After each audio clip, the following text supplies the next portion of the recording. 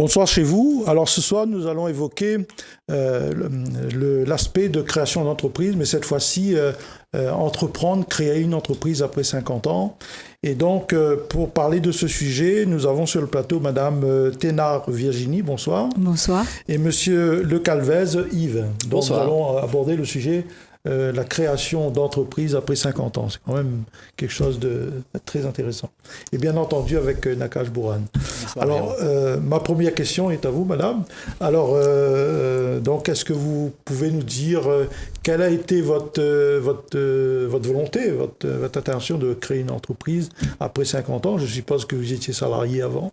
Alors, est-ce que vous pouvez nous exposer un petit peu votre situation? Bien sûr. Très intéressante. Alors, d'abord, je vais vous dire que la dernière entreprise que j'ai créée, c'était la semaine dernière, donc vous voyez que c'est tout récent. Ah oui. Mais que la première entreprise que je créée, j'avais 27 ans. Donc, en fait, j'ai vraiment un parcours, on va dire, véritablement d'entrepreneur et de créateur d'entreprise. Alors, j'ai fait finalement 4 entreprises. C'était une entreprise de quoi à 27 ans? Alors, en fait, j'ai fait toute ma carrière dans le domaine du service à l'entreprise et plus particulièrement dans le domaine de la formation, du consulting et de l'accompagnement des entreprises.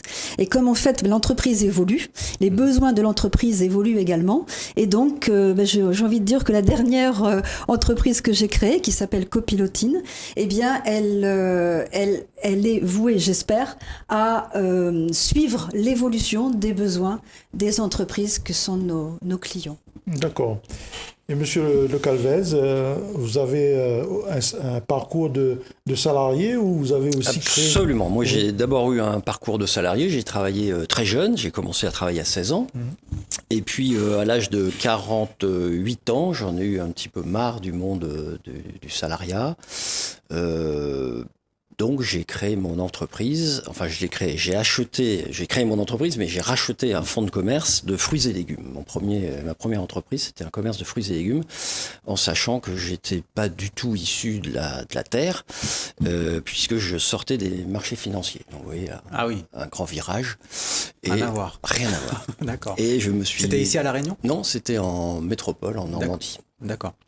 Et quand je suis arrivé à la Réunion, donc j'ai revendu ce commerce de fruits et légumes, et je n'ai pas voulu tout de suite rebondir sur un nouveau commerce. J'ai d'abord pris le temps de tâter le terrain, comme on dit, et j'ai été courtier sur les marchés du crédit immobilier. Et de là, j'ai repris une activité de commerçant donc, et j'ai racheté un magasin de puériculture que j'ai tenu pendant 10 ans. Donc à nouveau, vous voyez, une activité qui n'avait rien à voir avec la première. Mais ça me plaît beaucoup de faire varier les activités, les plaisirs, parce que diriger une entreprise, finalement, quel que soit le produit, il y a des fondamentaux qui sont à conserver. Et donc, après ces 10 années de magasin de puériculture, je pense que, j'allais dire ma dernière étape, vu mon âge et mes cheveux blancs, j'ai créé il y a 2 ans et demi presque un restaurant, plus précisément une crêperie. Voilà. Qui s'appelle La Gloriette. Qui est à Savannah. À Savannah, donc voilà. vous êtes dans le secteur ouest. Il est juste à côté, quoi. Une bonne juste adresse. À côté des plateaux d'ici, d'ailleurs. Une bonne adresse. Donc, Madame Thénard Virginie, mais vous avez quand même une grande expérience de l'entreprise. Et souvent, on pose la question, est-ce que vous pensez que dans le monde de l'entreprise, les choses vous semblent faciles? Ou alors, il faut vraiment être tenace, il faut s'accrocher véritablement, ma question, c'est être indépendant et salarié, il y a quand même une différence. Oui, il y a une grande différence, c'est sûr. En fait, par rapport au thème de l'émission, moi, ce que j'ai envie de dire, c'est que presque il n'y a pas d'âge pour entreprendre. Je pense que c'est avant tout un état d'esprit. C'est ça qui est important de dire. C'est ça qui est important, voilà. Ouais. Et effectivement, oui. Non, parce que j'allais rebondir sur ce que tu disais. Parce qu'il y a pas mal de gens, par exemple moi-même, qui m'envoient des messages qui ont peut-être 50, 55 ans et qui pensent que c'est trop tard en fait à cet âge-là pour entreprendre. Qu'est-ce que tu dirais par exemple à des gens justement qui ont cet âge-là, qui aimeraient peut-être se lancer mais qui se disent bon, de toute façon à mon âge, voilà, c'est plus le moment ou c'est fini? Alors, comme je viens de vous dire, je pense que c'est pas du tout une question d'âge. D'accord. C'est une question avant tout d'état d'esprit. C'est-à-dire où vous avez l'état d'esprit entrepreneurial. Et à ce moment-là, comment on le sait voilà, on le sent. On le sent, on a envie d'y aller, et voilà. Je pense que donc la première chose c'est ça. La deuxième chose c'est si après bon, comme le disait Giraud, c'est-à-dire qu'il faut aussi quand même avoir un peu de ténacité et il faut avoir, on va dire quand même une bonne santé, on va dire. Voilà. Donc si vous avez l'envie, si vous avez la santé, moi j'ai envie de dire allez-y. Alors c'est pas suffisant. Après il faut avoir une idée. Alors, bien évidemment, on pense toujours que son idée, elle est bonne. Alors là, moi, ce que je dirais, c'est d'abord commencer par frotter votre idée au marché et tout simplement, sans aller très loin, c'est pas la peine de faire de grandes études de marché, mais voyez déjà dans votre entourage, vos amis, les gens qui sont autour de vous, et vous verrez bien comment votre idée est accueillie. Et puis, si vous avez un peu de savoir-faire, un peu de compétences ou de talent, ou tout en même temps, pourquoi pas, eh bien, pour moi, vous avez ce qu'il faut pour entreprendre. D'accord. Yves, par exemple, tu as monté donc la Gloriette, donc cette crêperie, il y a 2 ans et demi. Qu'est-ce qui t'a donné envie? Puisque, alors, si j'ai bien compris, tu as commencé avec les fruits et légumes, après puériculture. Alors, t'es passé du tout au rien, on va dire. Qu'est-ce qui t'a donné envie de passer en fait dans ce domaine de la restauration et notamment de la crêperie? Alors la crêperie, bon, pour l'anecdote, c'est que je suis breton. Mon nom, le Calvez, ça c'est faut déjà avoir ce passeport-là pour pouvoir ouvrir la crêperie.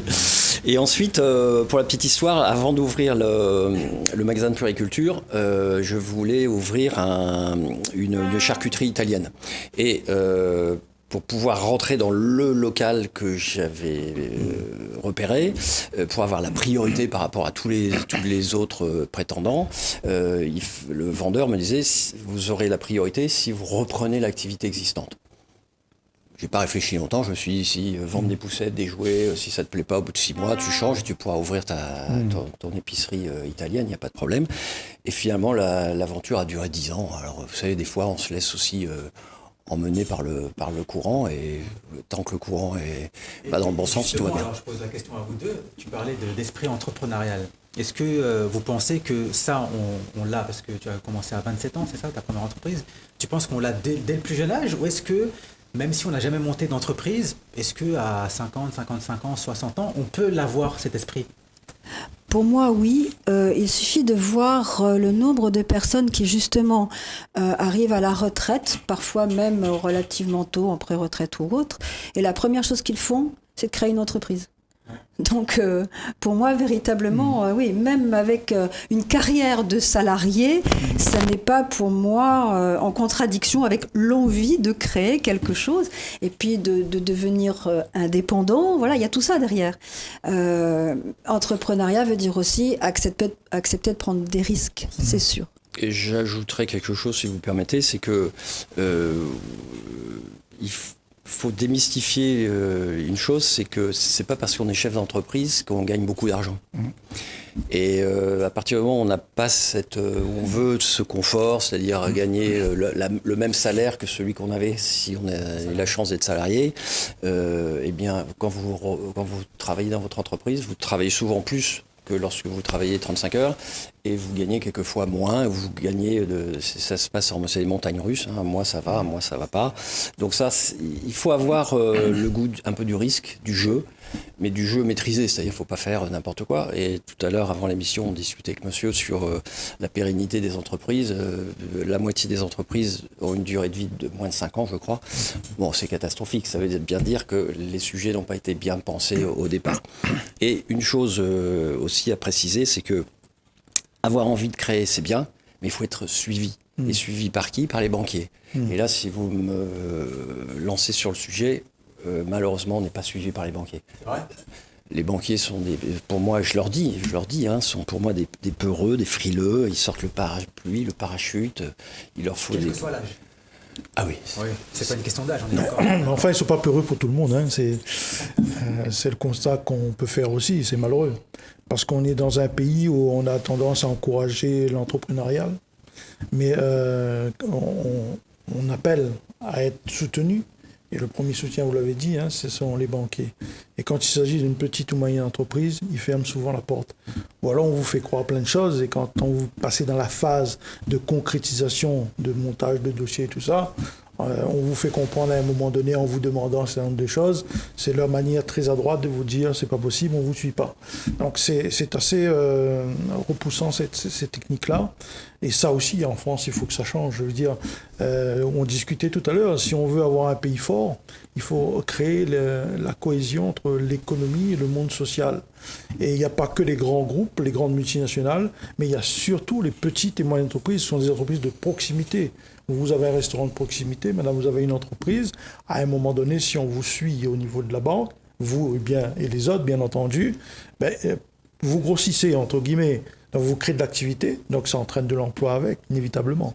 Donc on doit encourager l'action entrepreneuriale. Mais en France, on sent qu'on nous fait croire beaucoup de choses, mais en réalité, il y a très peu de choses, ce qui est bien dommage. Donc on n'arrête pas de prôner ça, de dire il faut encourager les entreprises. Alors je peux comprendre, chacun en France rêve à un moment donné, surtout chez le monde salarial, de monter son entreprise. Je dis, si c'est une entreprise fait rêver, il faut qu'elle devienne réalité. Et la réalité, ça manque pas de beaucoup de choses à mettre en place. Bon, et c'est vrai que les banques sont frileuses pour accompagner les petites entreprises, et c'est vraiment dommage. Alors, du coup, pour parler concrètement, quand tu as voulu monter la Gloriette de la crêperie, tu n'as pas eu de financement de la banque ? Alors, j'ai finalisé un financement, D'accord. Forcément, mais ça a été le parcours du combattant. Pour la petite histoire, je ne vais pas bien entendu citer la banque, mais j'ai eu un accord de prêt écrit, et qui s'est retiré par la suite, parce que les banques, c'est pour ça aussi que j'ai quitté le monde, notamment de la banque, c'est que j'étais dedans, et quand vous voulez poser une question à votre direction, ça monte les étages avant que la réponse redescende, il se passe des semaines et des mois, vous ne comprenez plus rien, donc ce système-là est trop compliqué pour moi, donc je préfère voler de mes propres ailes, mais donc j'ai eu des complications pour avoir un dossier de financement. Et ce qui m'a plu, c'est que le banquier qui m'a suivi, c'était un monsieur qui m'a dit mais c'est vous, monsieur, qui voulez, si prenez le dossier en cours, c'est vous qui voulez ouvrir une crêperie à tel endroit. Je lui ai dit oui. Il dit écoutez, on va vous suivre, mais ne venez pas vous plaindre un jour que c'est la crise économique qui fera que votre entreprise ne fonctionnera pas. Si une crêperie ne fonctionne pas, ce sera que de votre faute. Et j'ai apprécié ça. D'accord. C'est-à-dire que une entreprise, des fois, il faut arrêter de dire c'est la faute de Pierre-Paul Jacques, du président, de l'école. Voilà. Il faut trouver un responsable. Souvent, il faut. Oui. C'est comme un sportif. Il y a la concurrence, il y a des concurrents qui sont plus forts que soi. Il faut s'entraîner, il faut courir, il faut. On est 100% en charge de ses résultats et responsable, tout à fait. Alors, comme vous disiez, madame, tout à l'heure, vous l'avez dit aussi, un chef d'entreprise ne travaille pas 35 heures, il travaille beaucoup plus. Et souvent, c'est vrai, dans les petites entreprises, elles sont nombreuses, il y en a qui n'arrivent pas à se payer un salaire régulier tous les mois par rapport aux contraintes économiques, etc. Et c'est vrai que on peut considérer que il faut avoir l'esprit d'entreprendre parce qu'il y a des risques à prendre et il y a aussi des conséquences financières, inévitablement, surtout quand on démarre. C'est-à-dire quand on démarre une activité, elle ne peut pas être florissante d'un coup. Il faut des étapes, il faut un investissement personnel très fort. Et effectivement, à plus de 50 ans, faire encore ça, c'est plus qu'admirable, je veux dire, parce que qu'on le veuille ou pas, mais quand on est dans une entreprise, on se fatigue un peu, il y a du stress, il y a tous ces paramètres-là, donc qu'il faut gérer. Donc je veux dire, je dis bravo aux personnes qui... bravo, franchement, parce que c'est vrai que... alors, tu as monté ton entreprise à 27 ans, comme tu as dit. Est-ce que justement, comme disait Giraud, tu vois des différences entre monter une entreprise à 27 ans et monter une entreprise aujourd'hui, ou en tout cas la gérer aujourd'hui à plus de 50 ans? Quelles sont les différences, en tout cas, que tu vois? Je dirais que la première différence, c'est l'expérience. Ouais. C'est-à-dire que c'est pour ça que je dis que franchement, il n'y a pas d'âge, parce que finalement, quand on arrive effectivement à un âge qu'on va dire mûr, eh bien, on a la crédibilité de l'expérience. Et quand je parle d'expérience, c'est d'ailleurs pas que des réussites, ça peut être aussi ça peut être des échecs. Bien sûr. Voilà. Et donc toute cette vie finalement professionnelle permet d'arriver à notre âge en disant finalement aujourd'hui D'abord, ça fait suffisamment longtemps que je suis dans le monde du travail pour le comprendre. Ça, c'est la première chose. Et puis la deuxième chose, c'est je pense savoir ce qu'il faut faire, mais je sais aussi ce qu'il ne faut plus faire. Et ça, c'est important, parce que ça nous donne une certaine, on va dire, une certaine confiance, c'est-à-dire qu'on acquiert une certaine confiance, et cette confiance, on la dégage aussi. Et du coup, pouvoir la transmettre aussi, voilà, peut-être à exactement. des collaborateurs. Voilà, alors ça c'est un mot important. C'est vrai qu'après 50 ans, on est à l'âge où on a besoin, on a envie de transmettre. Et effectivement, c'est aussi ça. C'est aussi dans l'idée de préparer la relève aussi. Donc ça aussi, c'est intéressant. D'accord. Yves, moi je voulais te poser la question. Alors tu as parlé des banques tout à l'heure, c'était une difficulté, une contrainte. Quelles sont les autres difficultés peut-être que tu as vues, sur lesquelles par exemple tu es passé et que tu as réussi justement à passer dans l'entrepreneuriat? Alors, encore une fois, quel que soit l'âge, parce que je pense qu'on a tous les mêmes contraintes quand on entreprend, que ce soit à 50 comme à 25, mais quelles sont toi les difficultés que tu as eues, par exemple, à part les banques? Parce que j'ai bien compris que c'était vraiment une principale difficulté. Alors, je ne vais pas dire que c'est forcément une difficulté, mais je vais parler du personnel, mais je vais en parler positivement, c'est-à-dire que le personnel, bien souvent, n'a pas conscience de ce qu'est une entreprise. Il sait pourquoi il vient travailler, il sait qu'à la fin du mois, il va y avoir un salaire, tout ça, ça ne se discute pas. Mais en revanche, il est bon régulièrement de montrer, en fait, de déshabiller l'entreprise et de montrer à ses employés ce qu'est l'entreprise. Parce qu'on ne voit, si on leur parle de rien, ils sont à leur bureau ou dans les cuisines ou dans la salle, et puis ils pensent que c'est que servir les gens ou que cuisiner pour les gens. Mais il y a tout un décor. Il faut tout l'environnement de l'entreprise. Absolument, leur montrer que il n'y a pas que la clientèle, et voire même, quelquefois, c'est bien leur expliquer aussi que le client est important. Même s'ils le servent, ils ne se rendent pas compte que finalement, c'est le client qui leur donne la paye à la fin du mois. Voilà. Mais voilà, c'est véritablement bien leur expliquer les choses, et c'est pas toujours facile, et certains, et j'en suis content de l'entendre, des fois, certains de mes collaborateurs me disent, au moins, on comprend les choses avec vous, vous nous expliquez, quoi. Donc tu conseilles en tout cas d'être vraiment transparent avec ses collaborateurs, avec les salariés sur l'état, l'état, ou en tout cas peut-être pas les économies, mais de l'entreprise, mais en tout cas leur parler vraiment. Tout à fait. D'accord. Tout à fait, parce que des fois, ils n'ont pas la notion, mais c'est logique, ils ne sont pas dedans, ils n'ont pas la notion des dépenses. Si on parle des dépenses, le crédit, le loyer, l'EDF, l'assurance de la voiture, les téléphones, enfin bref, des tas de dépenses qui sont là. Il n'y a pas que les salaires, il y a plein d'autres choses qui viennent se greffer sur la vie de l'entreprise. D'accord. Et quels sont les autres projets là que vous avez? Tout à l'heure, tu parlais de. Alors, toi, tu montes une entreprise tous les 5 ans, c'est quoi? Tu viens de monter une entreprise il y a une semaine. Voilà. Mais je pense que ce sera la dernière quand même. Ouais. Voilà. Non, c'est Copilotine, qui a une vocation à être, on va dire, un rayonnement un petit peu plus large, on espère, que la Réunion, mais en sachant que la base, c'est la Réunion. Voilà. D'accord. Et toi, Yves, aujourd'hui, tu as des projets de développement, ou en tout cas, ça fait 2 ans et demi, donc déjà... Moi, je ne suis pas comme Virginie, j'aperçois le bout du tunnel, ce serait peut-être négatif, mais je vois la ligne d'arrivée, c'est-à-dire que aujourd'hui, j'ai 61 ans bien sonnés. Oh, tu les fais pas. C'est gentil. J'aspire à une vie plus cool, plus sereine, plus tranquille. Ça ne veut pas dire que je ne vais plus rien faire, mais je vais faire différemment. Donc, je me donne un petit peu de temps, mais je sais que je serai toujours actif, mais plus forcément. J'aimerais bien aider des gens, ou accompagner des gens, des gens qui veulent. Comme disait Virginie tout à l'heure, transmettre. Voilà. C'est ça. Ouais. Parce que j'ai l'impression que, alors je sais pas si vous le ressentez aussi, mais c'est vrai, quand on est jeune et qu'on monte une entreprise, avant tout, ce qui anime, alors pas que ça, mais c'est beaucoup l'argent. C'est vrai qu'il y a pas mal de gens qui montent, pas mal de jeunes, entre guillemets. Moi-même, j'ai monté ma première entreprise à 22 ans. C'est vrai qu'on est beaucoup animé par l'argent. Est-ce qu'aujourd'hui, quand on a votre âge, c'est plus du tout ça qui nous anime, ou si quand même, parce qu'il faut de l'argent. Mais quel conseil, par exemple, vous donneriez à un jeune, si je puis dire, qui justement veut monter une entreprise juste, entre guillemets, parce qu'il veut se faire de l'argent? C'est bien, c'est important. Ouais. c'est une vraie motivation, mais c'est pas suffisant. C'est-à-dire que s'il n'y a pas, comme je le disais, l'état d'esprit, s'il n'y a pas, je dirais aussi l'amour de ce qu'il fait. Il faut qu'il y ait vraiment, il faut aimer ce qu'on fait. Parce qu'il y a des moments de découragement, hein, forcément. Hein, il y a des moments, comme disait Yves tout à l'heure, hein, il y a des creux de vague. Voilà, il y a des creux de vague. Et pendant les creux de vague, il faut se raccrocher à quelque chose. Et se raccrocher à quelque chose, c'est déjà à aimer ce qu'on fait. Et ça véritablement, c'est si j'avais un conseil à donner, ce serait vraiment ça. Si vous vous lancez dans quelque chose, il faut que vous vous lancez dans quelque chose qui vous anime, qui vous passionne. Et puis la deuxième chose aussi, c'est de ne pas s'enfermer dans une solitude. C'est-à-dire, alors on n'a pas toujours un associé. Donc un associé, c'est très bien, à condition que ce soit là aussi la bonne personne. Hein.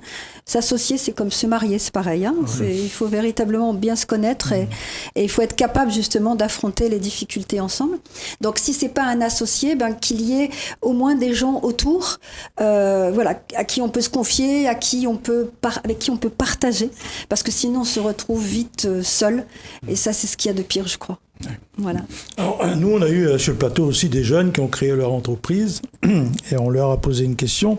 Et si on regarde, on fait un constat aujourd'hui, il y a beaucoup de personnes qui n'ont plus de travail, des seniors qui ne travaillent plus, qui sont sans emploi. Et ils disent aussi repartir dans le monde des salariés, c'est un peu compliqué parce que, entre guillemets, ils ont un peu la concurrence des jeunes. Mais est-ce que vous pensez qu'aujourd'hui, d'une manière générale, l'environnement encourage les seniors à créer des entreprises ou est-ce qu'on les laisse un peu... est-ce qu'il y a un cadre pour ça? Parce que chez les jeunes, on a tendance à les aider, on va vers la DI, il y a un certain nombre de choses. Mais est-ce que vous pensez que l'encadrement et susciter les seniors à créer des entreprises, il y a des dispositifs qui existent pour encourager les gens au lieu de rester à attendre, peut-être qu'ils n'auront plus ils n'auront plus. C'est trop facile à dire. J'ai envie de dire qu'il ne faut pas créer l'entreprise parce qu'il y a des aides. Non, je ne parle pas des aides financières, hein. Je me rattrape, hein, parce qu'il y a les aides financières, certes, c'est un truc. Mais créer une entreprise, il faut monter les statuts, il faut avoir un professionnel à côté de soi, parce qu'on va se dire, je monte une entreprise, je la monte comment? C'est une société, une SAS, une SARL, qu'est-ce que j'ai comme aide logistique, accompagnement, voilà, le mot accompagnement. Là, je suis d'accord avec vous, hein, si c'est pour monter une entreprise, pour percevoir des aides, on va droit dans un mur, ça c'est inévitable. Justement, mais ma question est celle-là, est-ce que vous pensez que l'encadrement à l'accompagnement de création d'entreprise pour les seniors, c'est un organe qui existe? Est-ce que les gens peuvent s'appuyer sur un organisme pour aller dans cette voie-là, aujourd'hui, à La Réunion? Mais là encore, je pense qu'il ne faut pas attendre d'avoir des structures que l'État ou que la région ou que les départements auraient pris le temps de construire. Pour moi, ça ne sert à rien. Faut pas faire ça. Il y a pour reprendre votre exemple, créer l'entreprise, les statuts, etc., il y a des comptables, des experts comptables. Vous tapez à leur porte, ils vous ouvrent. Ils ne vont pas vous faire payer dès le premier mot. C'est comme un avocat, vous allez le voir, la première consultation est gratuite. Vous lui exposez les choses, il va vous donner des bons conseils. Et lui, il a tout un intérêt à vous conseiller, puisqu'il sait que s'il vous séduit, eh bien, vous allez forcément signer un contrat avec lui et pérenniser l'activité avec lui et la relation. Donc, je pense qu'il faut oublier cette notion d'aide, et j'ai bien compris ce que vous disiez, c'est pas que l'aide financière, mais c'est structure, c'est trucs compliqués. Parce que c'est un monde compliqué, l'entreprise. Vous dites une personne qui arrive à un certain âge, qui a fait toute sa vie dans le monde salarial, tout d'un coup il rentre dans le monde de l'entreprise, s'il n'est pas conseillé, en matière de structuration d'entreprise, c'est quasiment sûr qu'il ira dans le mur. Alors je vais préciser, est-ce que les chambres consulaires accompagnent les seniors à créer des entreprises, par exemple? Alors, je ne vais pas répondre directement à cette question-là, mais simplement, je me suis laissé entendre dire, mais le chiffre ne sera pas au chiffre près. Hein. Mais je crois qu'il y a eu un recensement qui a été fait de plus de 400 dispositifs en France. Hein. Plus de 400 dispositifs d'aide ou d'accompagnement pour les créateurs d'entreprises. Donc quand vous dites qu'il n'y en a pas, je vais vous dire autre chose. Pour moi, il y en a trop. Et en fait, ça devient aussi compliqué de trouver et de taper à la bonne porte, et d'abord de le trouver, que de faire son entreprise, je crois. Donc, je pense que c'est surtout une question de lisibilité, je parle marketing un peu, de lisibilité de l'offre, mais amusez-vous à faire le recensement ou d'aller chercher ceux qui ont fait ce recensement, mais vous allez vous rendre compte que c'est plus une question de lisibilité. En tout cas, madame, là, je crois que vous avez vraiment répondu à la question. Il y a tellement d'organisations qu'on fait très mal. Et on se bat pour ça, pour la simplification administrative. Et justement, vous avez mis le doigt dessus. Donc, il y a beaucoup de gens qui font beaucoup de choses et qui ne sont pas, allons pas dire inefficaces, qui n'est pas adapté à la demande. Et ça, c'est vraiment dommage parce que, je vous dis, même dans le monde salarial, aujourd'hui, vous cherchez un employé, le temps que vous mettez pour trouver des gens, c'est sur des postes très simples. Hein. Donc, je veux dire qu'aujourd'hui, il manque cette lisibilité, cette efficacité, cette réactivité manquante. Hein, et ça fait du mal au système économique. C'est vraiment bien dommage. Ben, écoutez, je pense qu'on est arrivé à terme de notre émission. C'est un sujet qu'on aurait pu continuer à en parler, très intéressant. Mais on va y revenir, il n'y a pas de souci là-dessus. Donc je vous remercie pour être venu nous exprimer votre expérience de l'entreprise. Merci. Et on vous souhaite bonne chance dans la suite. Alors je voudrais juste terminer avec un proverbe créole que j'aime beaucoup et qui dit que pas capable, il est mort sans essayer. Ah madame, merci beaucoup. Ça c'est une bonne conclusion pour l'émission. Alors je vous dis merci et à la prochaine fois.